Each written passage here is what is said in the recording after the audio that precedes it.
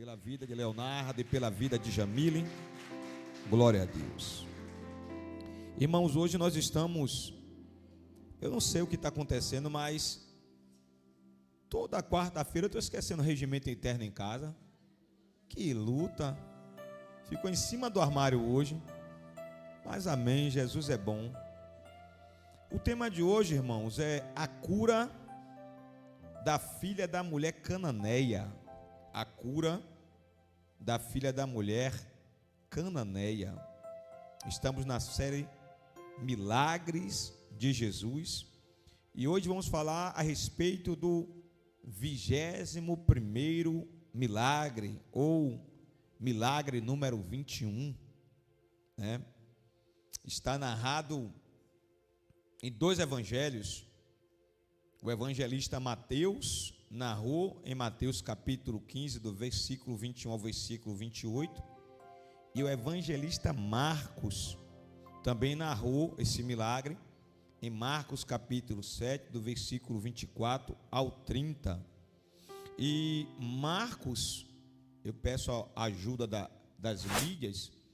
Marcos capítulo 7, versículo 24, vai ser nesta noite o nosso ponto de partida para as revelações poderosas que Deus tem para a minha vida e para a sua vida nesta noite.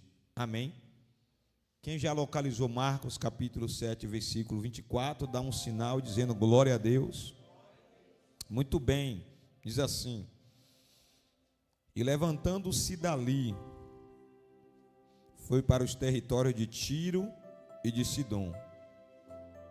E entrando numa casa, queria que ninguém o soubesse, mas ele não pôde se esconder, porque uma mulher cuja filha tinha um espírito imundo, um espírito maligno, ouvindo falar sobre Jesus, foi e lançou-se aos pés de Jesus de joelhos. E a mulher era grega, Cirofenícia de nação, e rogava-lhe que expulsasse de sua filha o demônio que a atormentava. Mas Jesus disse-lhe: deixa primeiro saciar a fome dos filhos, porque não convém tomar o pão dos filhos e lançá-lo aos cachorrinhos. Ela, porém, respondeu e disse-lhe: sim, Senhor, mas também os cachorrinhos comem debaixo da mesa as migalhas dos filhos. Então Jesus disse-lhe: por esta palavra vai para a tua casa, porque o demônio já saiu de sua filha.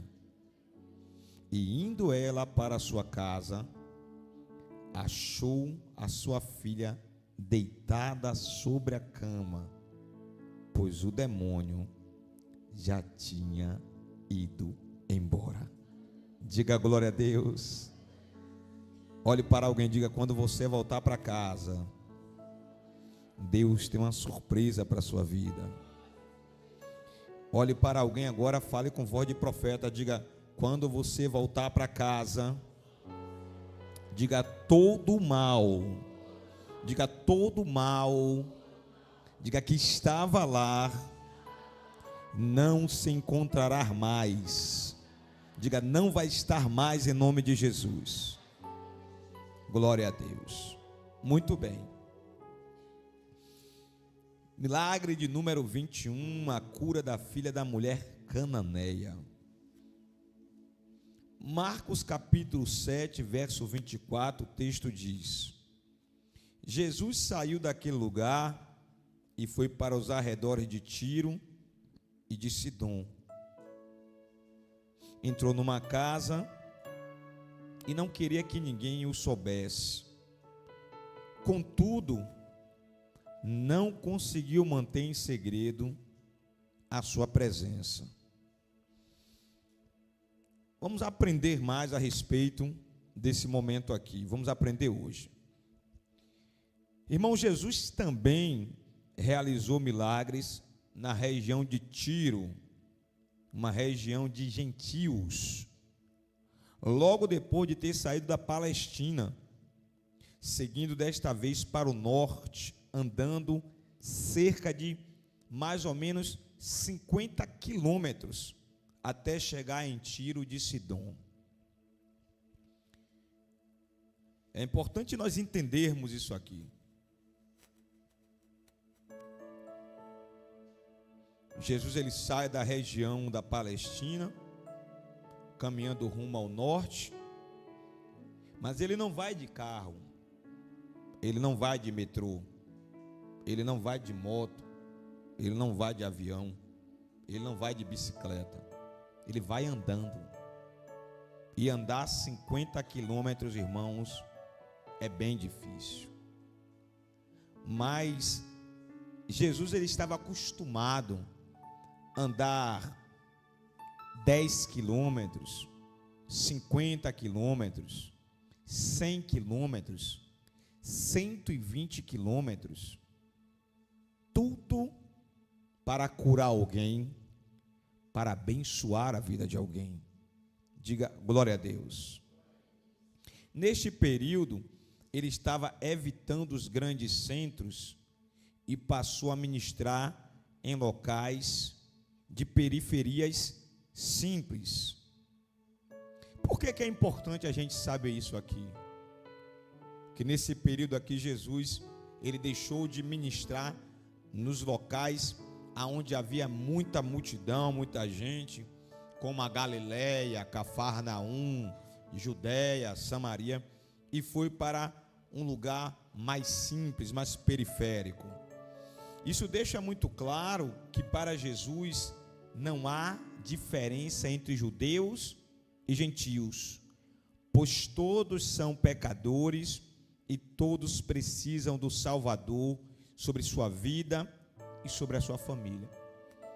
O que Jesus começa nesta noite nos ensinando através da sua palavra é que ele não fazia acepção de pessoas, e nós não podemos fazermos acepção de pessoas também.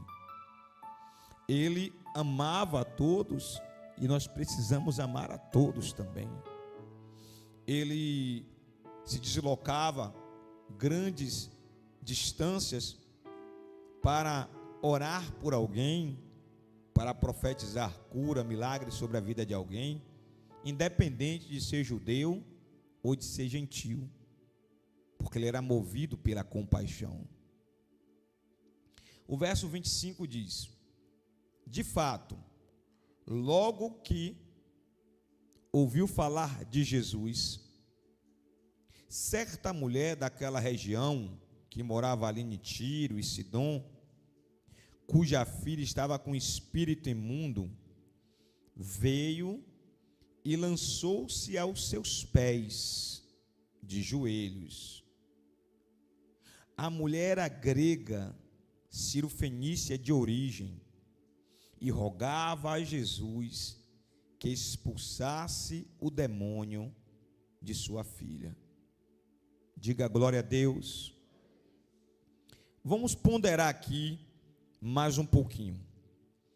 Aqui fica claro que a mulher estava se rendendo a Cristo, apesar dela ser gentílica, apesar dela não ser judia, apesar dela não morar na cidade de Davi, apesar dela morar numa região periférica e não ter comunhão com Deus, devido à necessidade da filha dela, devido à gravidade da situação, você percebe que a mulher estava se rendendo ao senhorio de Jesus.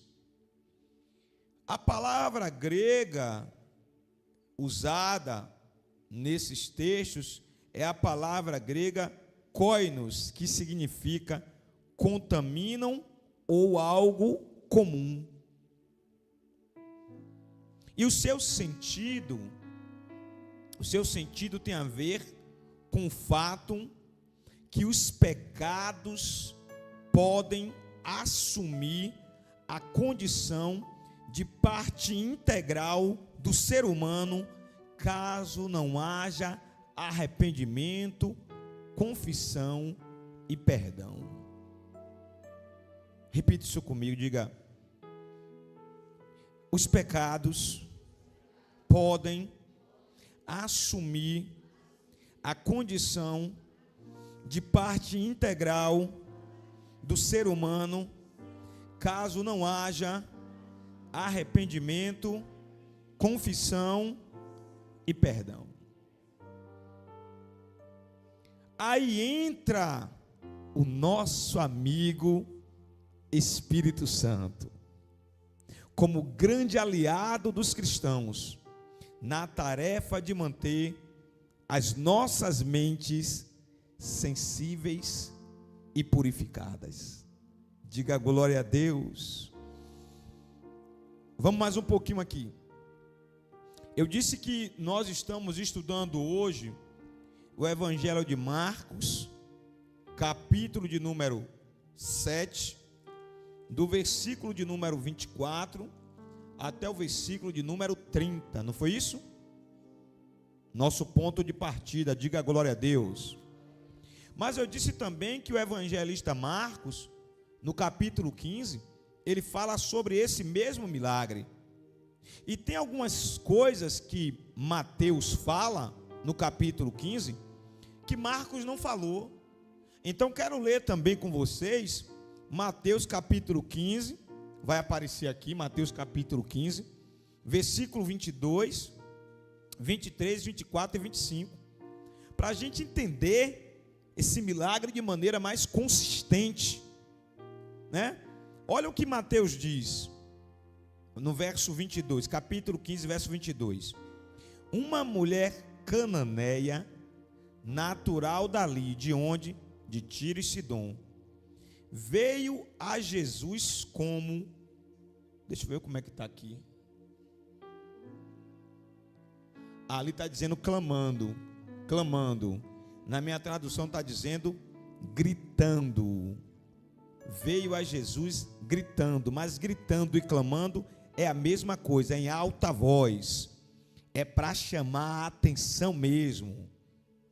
Olha o que a mulher gritava: Senhor, Filho de Davi, tem misericórdia de mim, minha filha está endemoniada e está sofrendo muito. Diga misericórdia.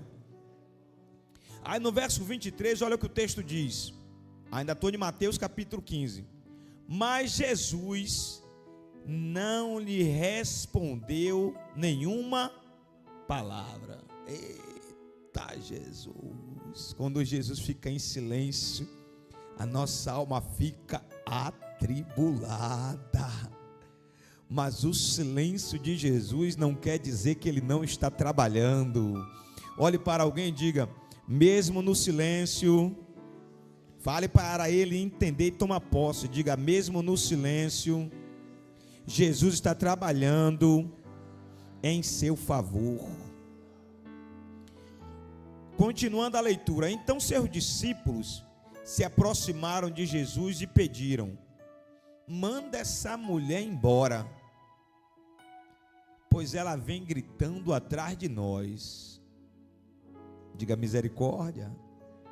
Verso 24, Jesus lhe respondeu: eu fui enviado, mulher, apenas, Jesus colocou um apenas, as ovelhas perdidas da casa de Israel.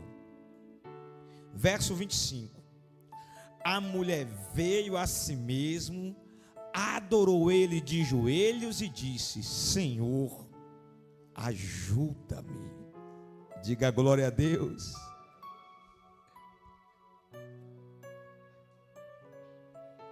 Diga glória a Deus. Vamos voltar para o verso 22.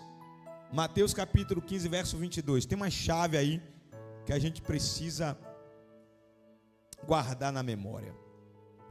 Perceba, irmãos, que algumas pessoas que viveram milagres na Bíblia chegaram perto de Jesus, chamando ele de filho de Davi, e na sequência dizendo: tenha misericórdia de mim. Existem pessoas, missionário Lucas, que vai dizer: Jesus, eu preciso de um milagre. Mas tem pessoas que vai dizer: Jesus, Rabboni da Galileia, meu Senhor, meu Rei, majestoso, eu preciso de um milagre. Tem pessoas que vai entender que precisamos chamar a atenção dele de alguma maneira. E essa mulher aqui, irmãos, o que me chama a atenção é que ela não era, pastor Antônio, judia. Mas se essa mulher não era judia, como essa mulher sabia que para chamar a atenção de Deus, uma forma era chamando Jesus de filho de Davi? Porque quando você olha para a cura do cego Bartimeu, ele era judeu. Quando você olha para a cura aquela outra cura dos outros dois cegos, que falaram a mesma frase, eles também eram judeus. Mas nesse caso aqui não, é uma gentílica que está chamando o mestre de filho de Davi, tem misericórdia de mim. A pergunta que fica é: como você tem chamado o seu Senhor para mais perto de você? De que maneira você tem chamado Jesus lá no lugar secreto? De que maneira você tem buscado a face dele? A maneira como você se aproxima dele vai ser o gatilho, o mecanismo, a chave que vai abrir uma porta que vai te colocar mais perto dele. Diga glória a Deus. Uma outra coisa que me chamou a atenção aqui é que ela diz assim: minha filha está endemoniada e está sofrendo muito.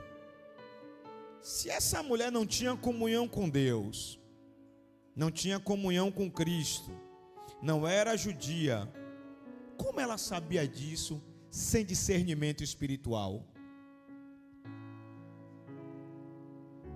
Porque nós que somos evangélicos, às vezes o diabo está judiando a gente, e a gente está pensando que é caso para médico.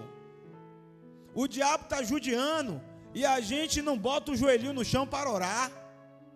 O diabo está batendo, está oprimindo, e a gente está achando que é algo natural da vida. Mas aquela mulher não.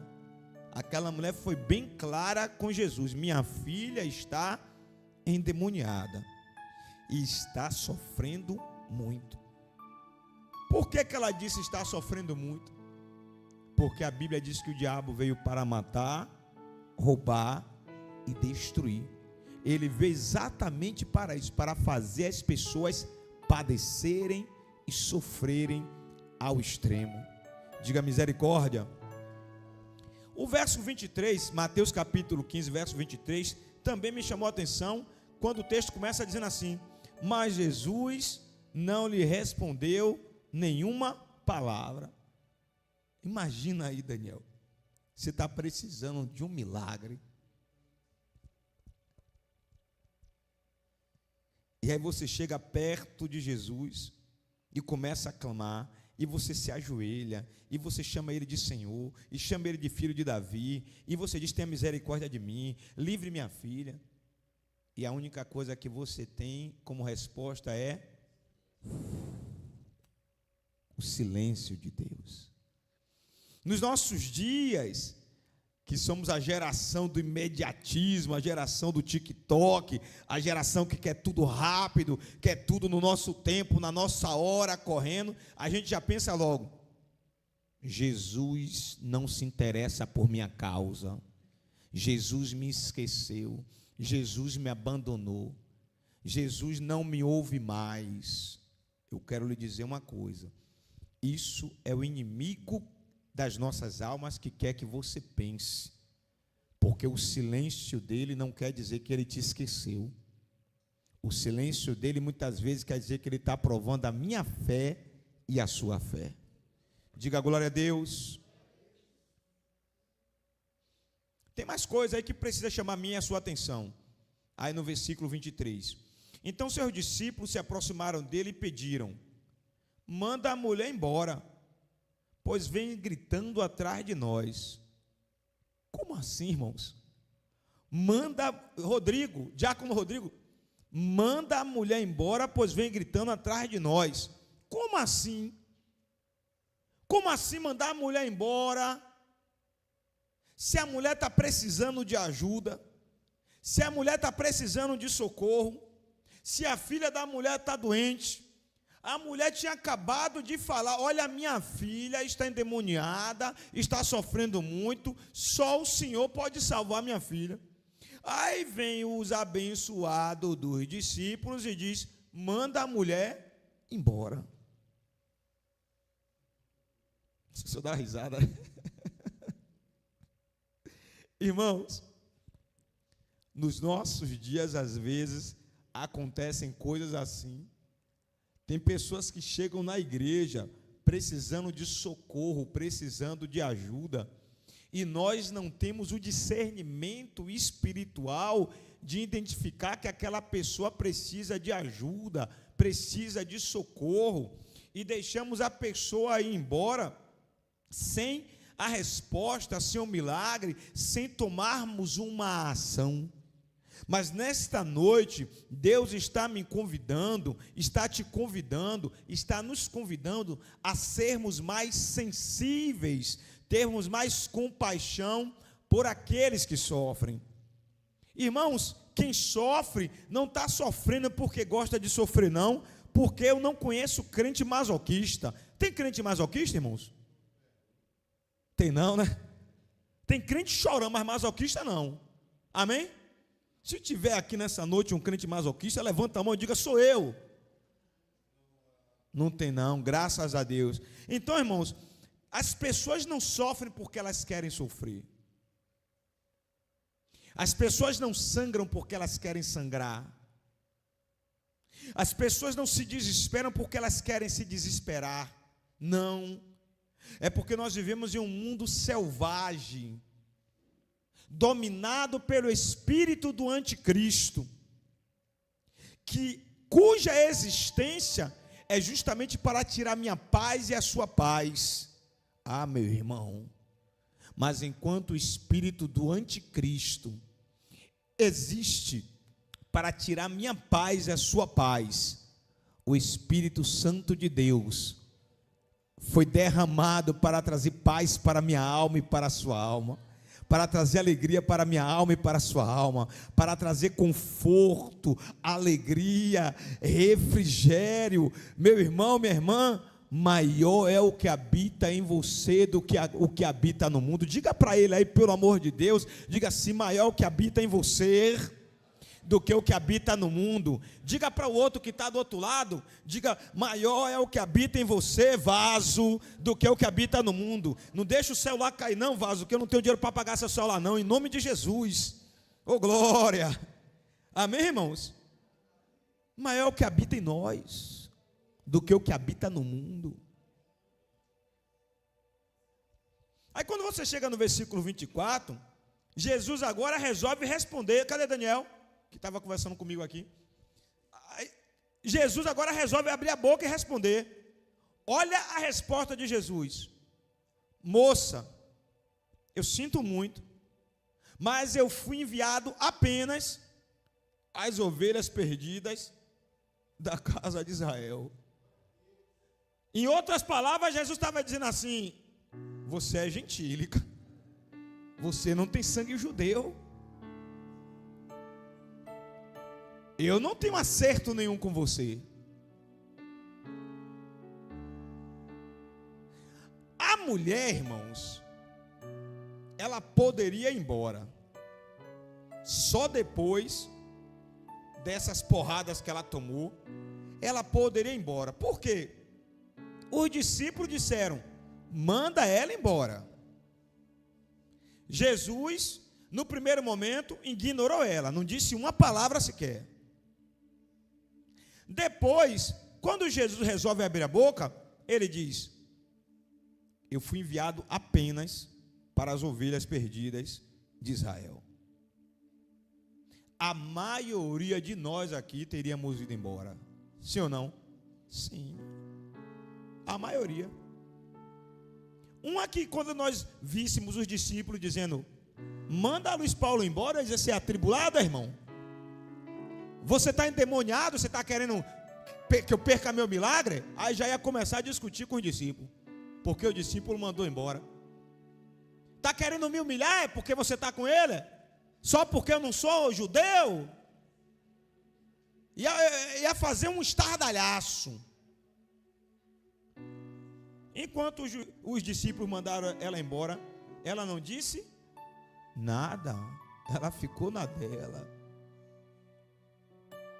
Se eu não desse, Luiz Paulo, se eu não vacilasse nessa hora aí que o discípulo mandou embora, eu ia vacilar na seguinte: quando eu chegasse perto dele e falasse: mestre, Rabuni, filho de Davi, tem misericórdia de mim, ajuda minha filha. Jesus, filho de Davi, tem misericórdia de mim. Já entendi, porque eu não sou um dos seus. É porque eu não sou judeu, né? Fique em paz. Fique com seus milagres.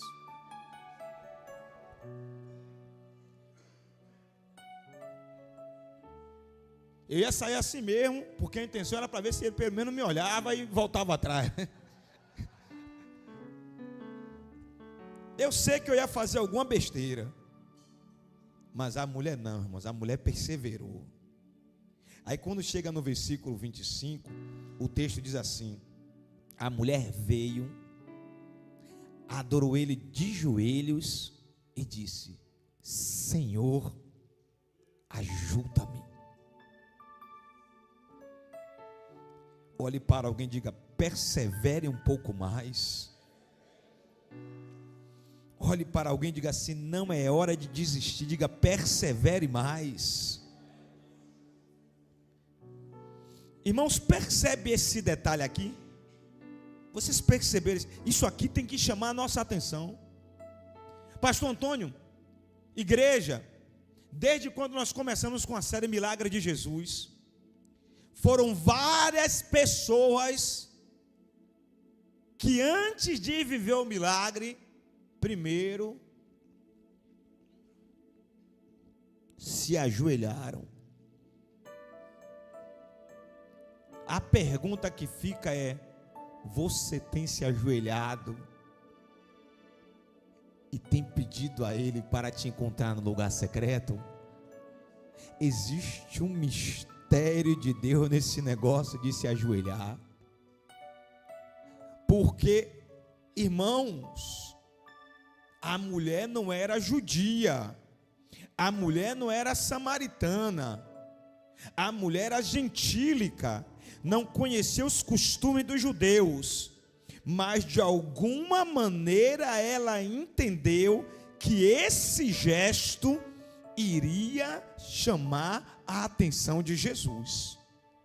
Ela já tinha tentado de um jeito, já tinha tentado do outro, já tinha gritado, já tinha esperneado, já tinha chamado ele de filho de Davi, mas agora ela resolveu mudar.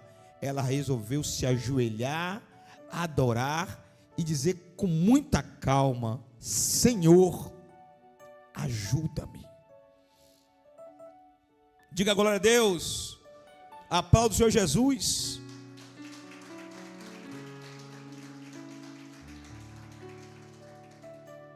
Feche seus olhos aí. Feche seus olhos. Lembra aí da situação que você está vivendo. Com os olhos fechados. Lembre que ele agora está entronizado à direita do Pai. cima do terceiro céu. Lembre que a habitação dele agora são os céus gloriosos.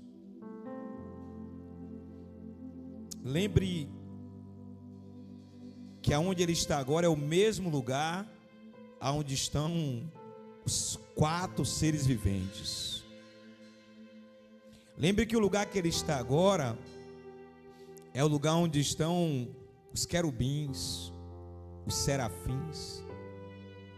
Lembre que o lugar que ele está agora, todos estão dizendo para ele que ele é santo, santo, santo, e que toda a terra está cheia da sua glória.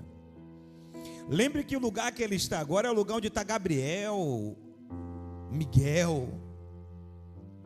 Lembre que o lugar que ele está agora é onde estão os 24 anciões, como ajoelhados, prostrados, com as suas coroas no chão, em posição de humilhação.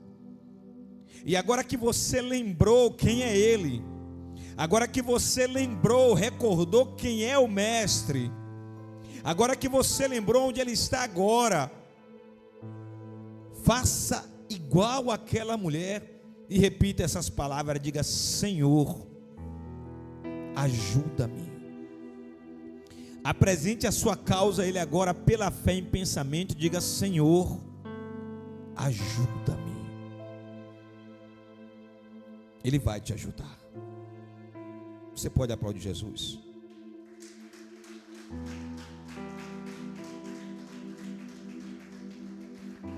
Voltando para Marcos capítulo 7, versículo 27, olha o que o texto diz. Jesus lhe disse: deixe que primeiro os filhos comam até se fartar, pois não é correto tirar o pão da boca dos filhos e lançar para os cachorrinhos. Irmãos, eu me conheço. Se eu não tropeçasse na primeira, se eu não tropeçasse na segunda, se eu não tropeçasse naquela terceira, era nessa aqui agora que eu ia tropeçar.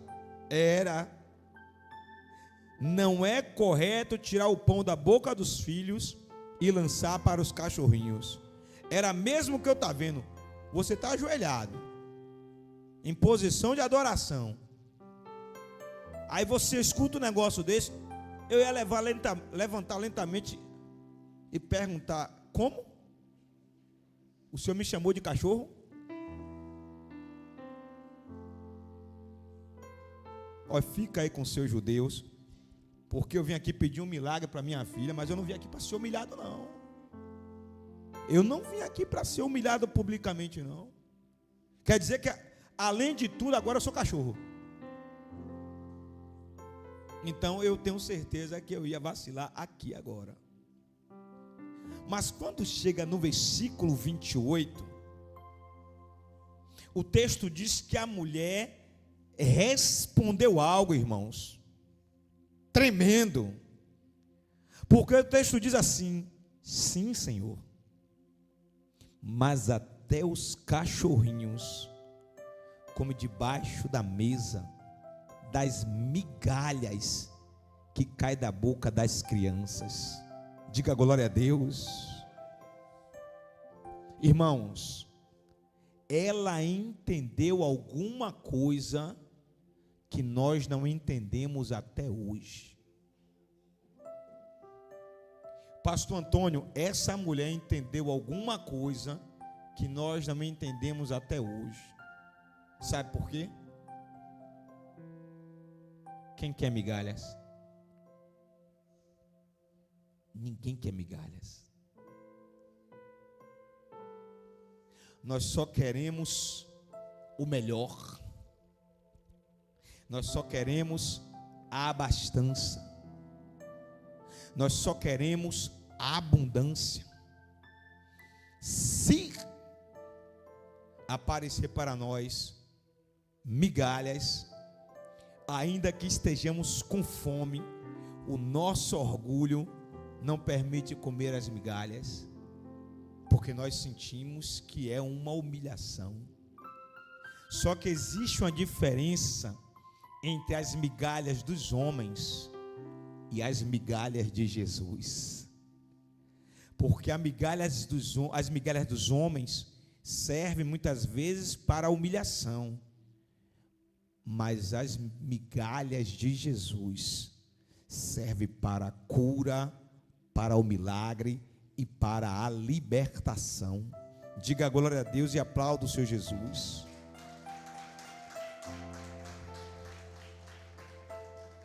Irmãos, uma coisa eu sei: nós não queremos nem ouvir falar de migalhas, só queremos o melhor dessa terra. Sim ou não? Pastor Samuel, tem umas pessoas que falam assim: eu não sei o que está acontecendo na minha vida. Deus me prometeu que eu iria comer o melhor dessa terra. Mas como é que é o texto todo? Me lembra aí, quem consegue lembrar o texto todo?